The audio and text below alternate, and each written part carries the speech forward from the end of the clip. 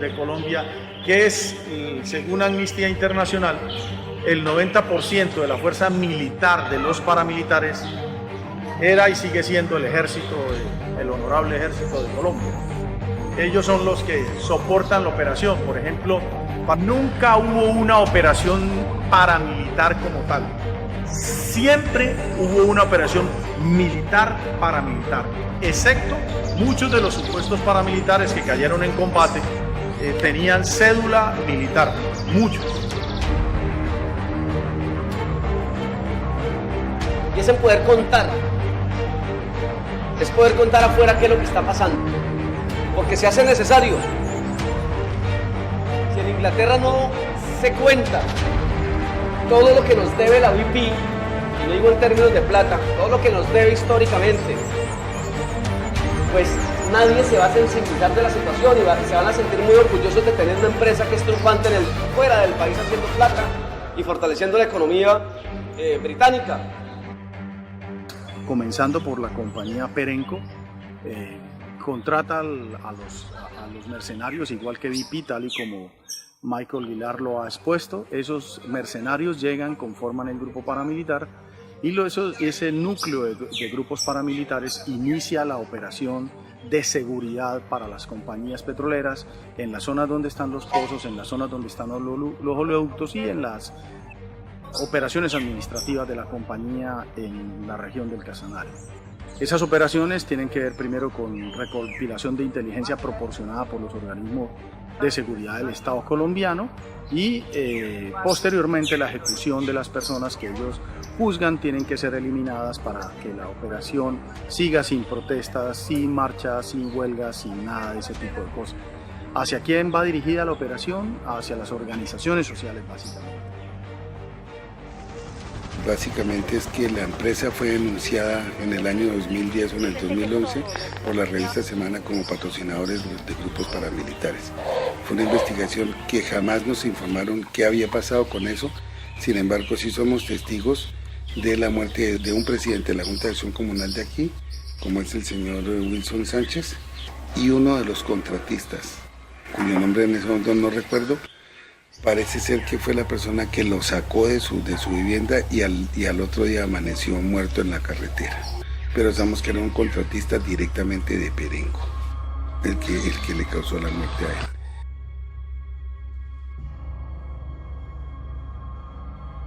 Como es el tema también de asesinatos selectivos, falsos positivos, desaparición forzada, tortura, señalamientos por parte de la fuerza pública, persecución, detenciones. Muchas personas fueron detenidas por el solo hecho de oponerse a los proyectos de la industria petrolera.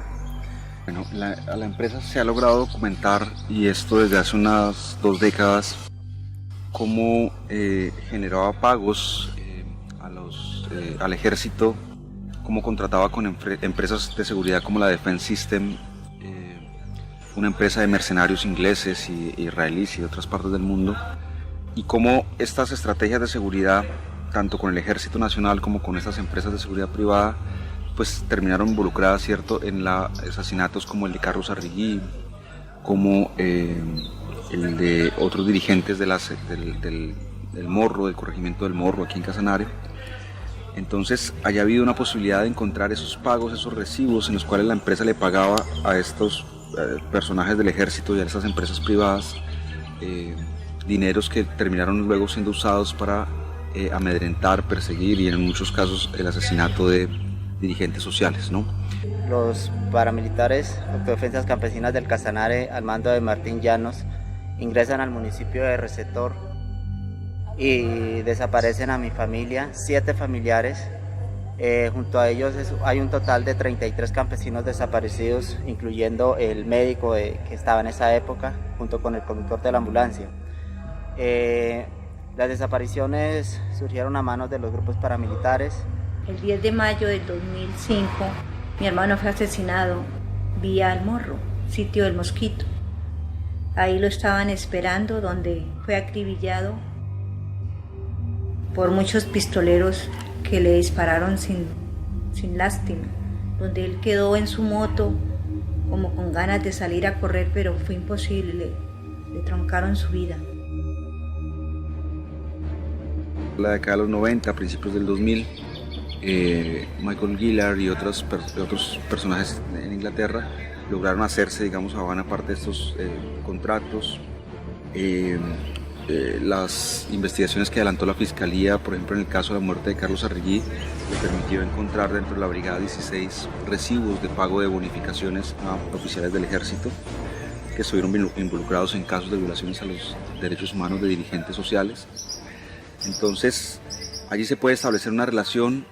Luego tenemos testimonios, cierto, de paramilitares como Arias Salomón, que expresó claramente en algunas entrevistas que ellos hacían su trabajo como paramilitares obedeciendo a órdenes de la empresa. Y entonces hay un conjunto como de evidencias que van mostrando que la BP estuvo involucrada en esos procesos. Tuvimos 3 desplazamientos masivos. En el 2003 nos desaparecieron un gran número de personas ahí del municipio, entre ellos mi esposo, que está desaparecido y hasta el momento no hemos tenido noticia de él. Fui amenazado, tuve directamente un atentado en el cual me hicieron 5 disparos en mi casa de habitación. Ya fue directamente que trataron de agredirme. Afortunadamente pues salí de eso, pero queda uno con muchas dudas porque los señores se identificaron como el Gaula y el Gaula es un organismo del ejército. He desempeñado cargo en la Junta de Acción Comunal como fiscal, presidente de la Junta, y me he desempeñado en diferentes acciones buscando siempre el beneficio de la comunidad. El asesinato de nuestro hermano Osvaldo. En el sector del corregimiento del Morro, el Centro Poblado, pues se estableció una base militar para cuidar esas instalaciones. Osvaldo es asesinado, esa base militar y la Brigada 16 tenía 2 hijos. En su momento de su muerte, uno de ellos de 7 años que presenció el homicidio, delante de él le dispararon. Era una persona muy entregada a sus comunidades, fue presidente de Junta de Acción Comunal, donde se desarrollaron los proyectos de la industria petrolera. De 100 casos que tenemos, a manera de ejemplo, hay 90 que aún están en la impunidad. De esos 90, hay que decir que hay 85 en los que ni siquiera se ha llamado a vincular a los presuntos responsables. Quiere ello decir que el grado de ineficiencia de la justicia en Colombia es alarmante. Buena parte de lo que le sucedió a Casanare en estas 2 décadas de los 90 y el 2000 puede entenderse como el producto, digamos, de el desarrollo de esta operación de la BP en la región y el desarrollo de una estrategia, digamos, de guerra sucia muy importante. En el caso de Antioquia, las afectaciones ambientales y las violaciones a derechos humanos terminaron en un proceso que fue llevado a los estrados judiciales y que demostró claramente que la BP era culpable. Ese proceso finalmente en Inglaterra fue llevado por una firma de abogados ingleses y la BP no tuvo otro remedio que conciliar con ellos y llegar a un acuerdo para pagarles e indemnizarles por esos daños que se habían producido. ¿Y qué cultivaban? En esto se cultivaba el plátano, la yuca, frijol. Veía que mi papá, él nos crió, o sea, él para llevar el sustento del mercado a la casa, él sembraba bastante frijol. Lo que era frijol guandús, permanente, que llamaba él, un frijol blanco que lamentablemente ya se ha ido acabando esta semilla. O café, o sea, café también, ellos llevaban el café y con eso llevaban el sustento para crearnos nosotros. A la asociación, la ANU, tuvo persecución por parte de las compañías y no sabemos qué más entidades tuvieron parte en eso de persecución. Entonces, al formar la asociación de Agdainson, pues también ya dijeron que también, como era formada por la ANU, entonces que eso Agdainson era lo mismo, un tropiezo para ellos. Entonces se nombraron unos líderes y ya empezaron la muerte de algunos líderes, la persecución y muerte de líderes. Pues a se creía que por lo que reclamaban el derecho de las comunidades, que fuera un mejoramiento para Morro y sus veredas, entonces de acuerdo a eso tenían la persecución y de un rato a otro los desaparecían o los mataban y se quedaba así, no se sabía de qué parte eran. No, la asociación Agdainson ya debido a la persecución pues se desapareció, bueno, se retiraron los que no murieron, se retiraron, se integró toda esa asociación. Los invito, pero no nos acompañan, hay unos poquitos que nos han acompañado, pero entonces como ha habido un decir de que como nosotros hemos sido parte de Agdainson, de la ANUC, y así entonces y hablamos de partes organizativas sociales, entonces ellos dicen que eso ya es parte de su versión y de acuerdo a eso, entonces pues como que la gente le tiene miedo a eso. Bueno, para finales de la década de los 90 e inicios de los años 2000, prácticamente se había desarticulado el movimiento social en Casanare, había sido desplazado buena parte de su liderazgo y una de las maneras que se planteó como estrategia en su momento fue que se iniciara una investigación muy a fondo sobre los impactos que había tenido la entrada de la industria petrolera al Casanare y una de esas maneras que se ingenió el COSPAC mismo y la gente que había sido de la ANUC en su momento a mirar las maneras en que se podía reconstruir el tejido social y organización en la región. Sobre la violencia aquí en Casanare, desafortunadamente iniciaron en los años 90 en la llegada de las empresas petroleras, donde las compañías trajeron cantidades de batallones para el cuidado de los pozos y desafortunadamente lo único que han hecho es matar a nuestros seres queridos y pasarlos como víctimas en falsos positivos. La mayoría de desapariciones de aquí a Agua Azul Casanare han ocurrido todo gracias a las empresas petroleras porque desafortunadamente tanto paramilitares como ejército, todas las matanzas y las masacres que hubieron son de los grupos que estuvieron al cuidado de estas empresas, la seguridad de ellos. A partir de 1990 el movimiento campesino venía luchando por la tierra.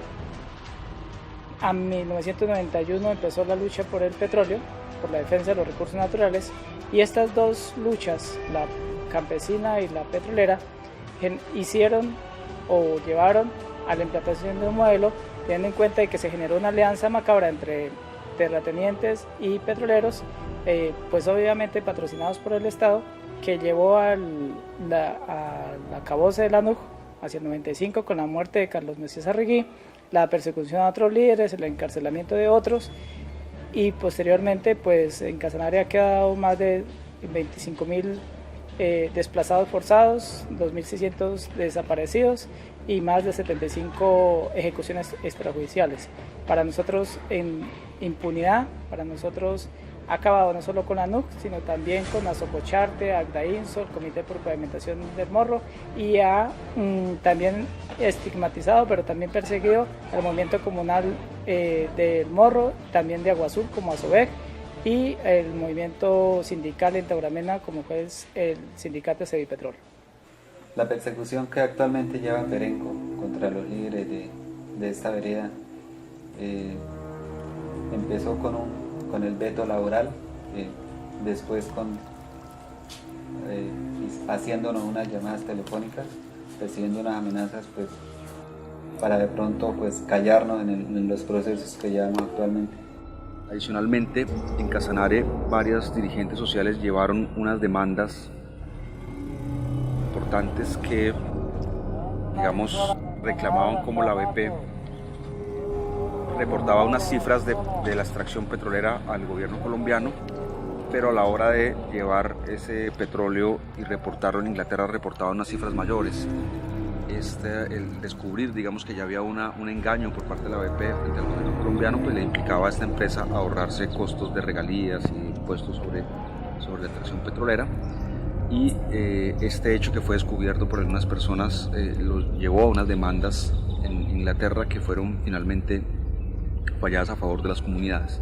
Entonces, todo este conjunto de hechos, violaciones a los derechos humanos relacionadas con el asesinato de Carlos Arrigui, de Carlos Vargas Ovejero, de dirigentes sociales, más los daños ambientales comprobados que el Ministerio del Ambiente, digamos, documentó en varios procesos a lo largo de la década de los 90 y del 2000, y estos casos de pago al ejército, pago a los paramilitares y, por otra parte, el engaño al gobierno colombiano sobre el número de barriles que se producían realmente, pues configuran todo un contexto, digamos, de violaciones y de infracciones que la BP ha cometido en el caso colombiano, ¿no?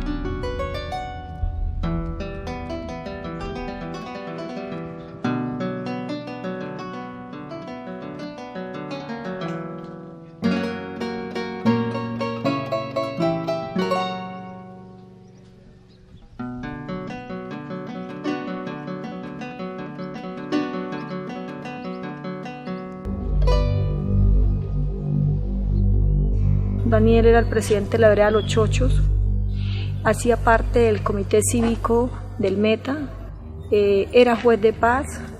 Daniel trabajaba con unas ONGs, con Corpaz, y Daniel era un incansable luchador por los derechos humanos, por los derechos ambientales. Él siempre lo caracterizó de que él siempre quería, ojalá que en el mundo existiera siempre la verdad, la justicia. Esto lo llevó quizás a ocasionarle la muerte. Y a luchar por una comunidad, y lo callan a uno, lo matan. Entonces, de aquí a mañana, si alguno de nosotros o alguno de ustedes, de los que queden vivos, va a denunciar de una vez, también lo matan, yo pediría que haya justicia. Y él sabía hablar y las comunidades confiaban en él, ¿sí? Él confiaban en él, lo que fue Daniel. Pero la muerte única, de esa manera que le quitaron la vida, nos ha dolido, especialmente a yo como papá, que nos quitaron a un hijo que le sirvió a estos casamareños, especialmente a los triniteños, que mucho lo conocieron y lo distinguieron cuando el sepelio hubo casi más de 1000 personas aquí acompañándolo a él. Cuando él murió, yo le cogí las manos, y las manos de él eran llenas de callos, de una persona, de un trabajador campesino totalmente. Y siempre digo, si sus manos eran así, eran sus manos de un labrador, eran sus manos de un agricultor, de una persona que lo que quería era producir la tierra. Él siempre decía, y tenía un lema, y él decía que la paz vendrá del campo.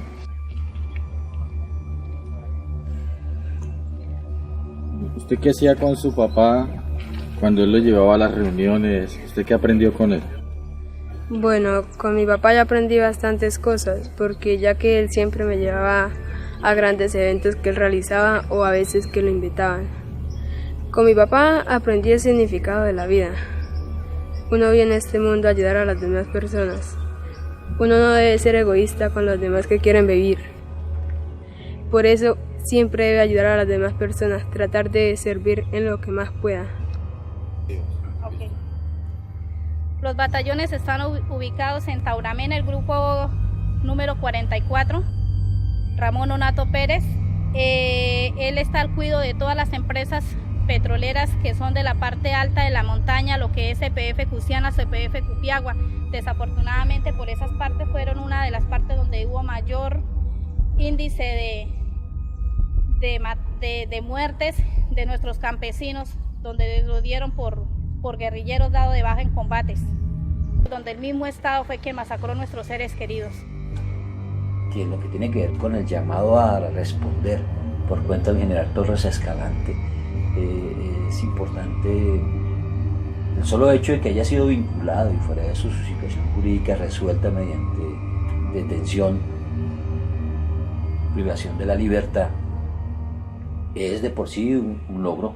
Por lo menos las víctimas ven algo. Ojalá que no se vayan a dar movimientos, que no vayan a darse cambios de fiscales, y esperamos que el siguiente paso sea una resolución de acusación.